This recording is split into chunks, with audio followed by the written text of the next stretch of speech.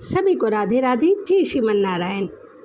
आपके अपने YouTube channel प्रेम भक्ति में फिर से एक बार स्वागत है। और इसी के साथ आज हम सुनेंगे ज्येष्ठ मास महात्म अध्याय 8 गौरी व्रत महात्म।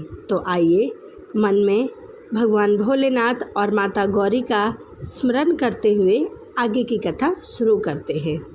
स्कंद जी कहने लगे कि पहले हिमवान नाम करके पर्वतों का राजा था। वह अस्थान्तवर जंगम दोनों रूप धारण करता था। बड़े सुंदर अंग वाला उसकी स्त्री का नाम मेनका था। वो भी बहुत ही सुंदर और सुशील थी और राजा भी बहुत सुंदर था। हिमवान सब सिद्धियों से युक्त होने पर भी संतानहीन होने के कारण अत्यंत दुखी था और संतान के लिए बहुत से व्रत और दान किया करता था, परंतु उसे संतान सुख की प्राप्ति नहीं हुई।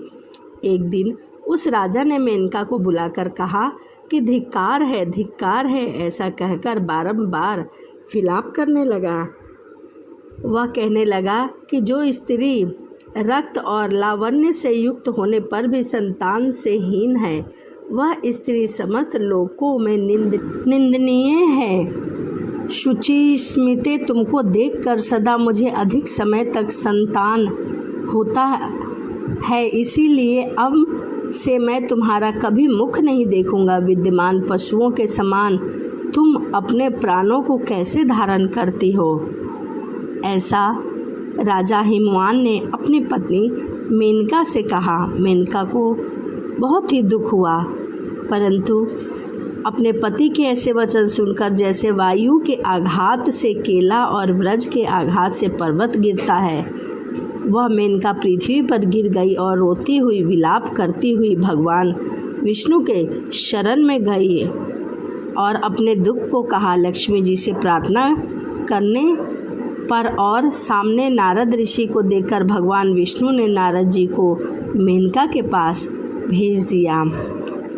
नारद जी वहाँ जाकर मेनका को पर्णाशयन व्रत का उपदेश दिया और कहा कि ज्येष्ठ तृतीया आने पर इस व्रत को तुम अवश्य करना। उपदेश पाने पर मेनका ऐसी पर्वत गुफा जिसको मनुष्य ने कभी नहीं देखा था, जो कि सिंह और व्याघ्रों से युक्त था, वह पतिव्रता वहाँ जाकर अस्थायु के समान नियम बनाकर वहीं स्थित हो गई और उस व्रत को किया तथा भोजन, नींद, अन्य सभी कर्मों को त्याग दिया।